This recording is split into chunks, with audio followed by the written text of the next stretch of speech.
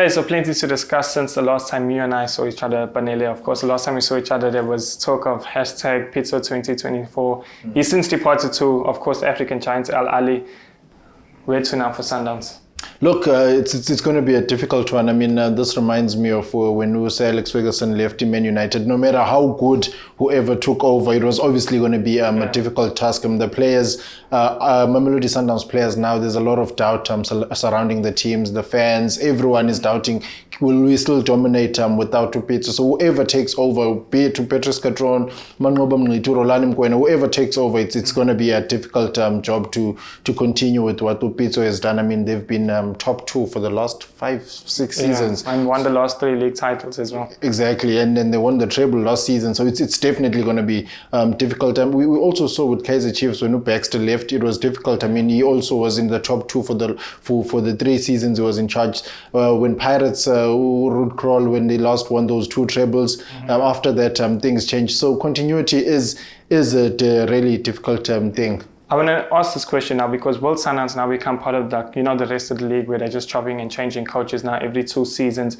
Will that be the case now with the joint head coaches now at the moment, or are we going to RIP Sundowns now? Will they no longer be as dominant as they were in the past couple of years? Yeah, look, one thing that had an advantage for Pitso and coaches like Sir Alex Ferguson, even Moyes at Everton. When you are in that state, you know you can't be sacked, so you can do anything. You can even lose 4 in a row. People will still give you a chance. You won't have fans chanting on the back, and that always does have that little bit of a pressure. So imagine Manqoba Mngqithi and Rhulani Mokwena, they get beaten in the MTN 8 and then in the league a slow start again. So people will be calling for their heads. So it's unlike Pitso Mosimane where you know the team will bounce back. So yeah, I think it's going to be a lot more difficult now with the Manqoba. So maybe we will see some chopping and changing. Personally, how do you think they'll set up? Do you think it's just going to be a case of continuing the project that Pitso Mosimane was, going through, or will they now start their own chapter at Sundowns and perhaps instill their own philosophy? And that's the most difficult thing. I mean, to manage change. Yeah, if you continue with what Pitso is doing, you're obviously going to fail because you are not Pitso. And that's a different brain. Exactly, and if you come with something new, now it's a whole.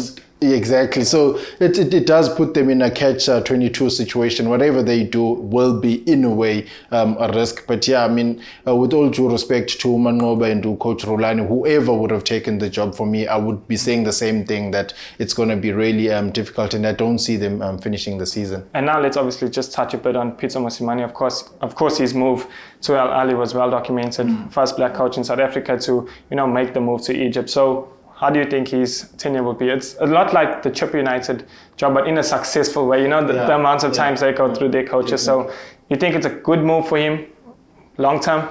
Yeah, look, I think it's a very good move for Pitso Mosimane, but I mean, one thing for sure, he's not going to stay 2 years and pull the legacy. Years now. That's the Ahly. We know Ahly. Nobody stays that long. I mean, Ahly, Chelsea, those are like kind of like the same teams where if you don't, it works for them, but it's not really good in terms of the coaching.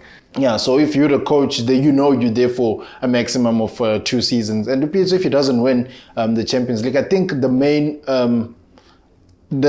thing that made Pitso get the job was getting Wydad Casablanca in the semi-final. So they wanted someone who knows Wydad Casablanca, and Pitso, I mean, he's been playing them for the last... so many times. Exactly. So he was the obvious choice. He knows the Champions League. He knows the opponent. So yeah, and if he fails to win that game, I think for me it will be all over.